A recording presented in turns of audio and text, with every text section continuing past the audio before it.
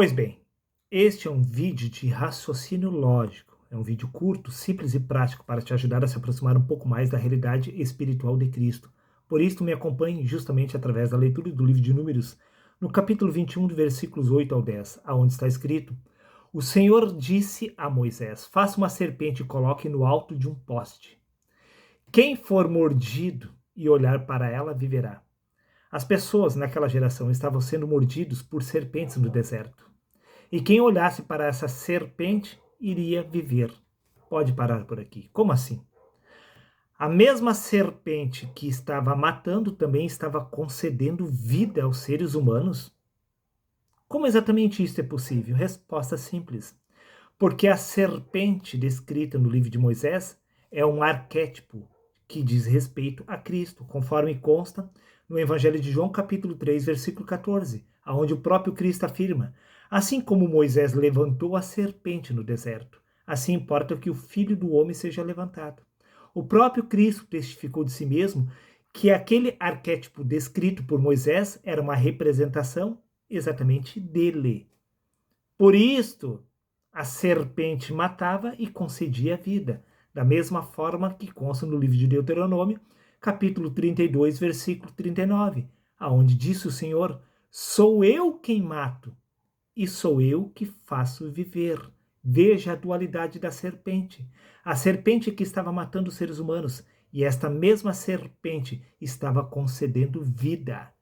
Entenda, meu amigo, estamos falando a nível espiritual, até porque está escrito exatamente no livro de Isaías, capítulo 14, versículo 12: Como caíste do céu, ó estrela da manhã, filha da alva, como fostes lançado por terra, tu que debilitavas as nações. Veja, esta estrela da manhã é uma representação de Cristo, conforme consta no livro de Apocalipse, capítulo 22, versículo 16, onde diz: Eu sou a raiz de Davi, o próprio Cristo afirmando, e a resplandecente estrela da manhã, que foi derrubada por terra. Pois esta estrela da manhã estava debilitando as nações. A pergunta que se levanta é: quem exatamente é Cristo? Bom, aqui precisamos averiguar os dois lados da mesma moeda.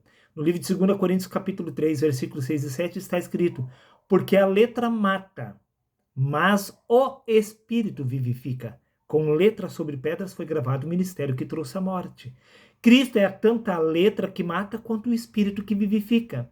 Ele é a serpente do deserto, sim, que estava matando, mas também a serpente que havia sido erguida da terra, que estava concedendo vida aos homens.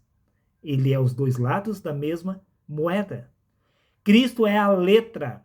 Que letra? Estamos falando do mandamento, de lei, de mandamento carnal.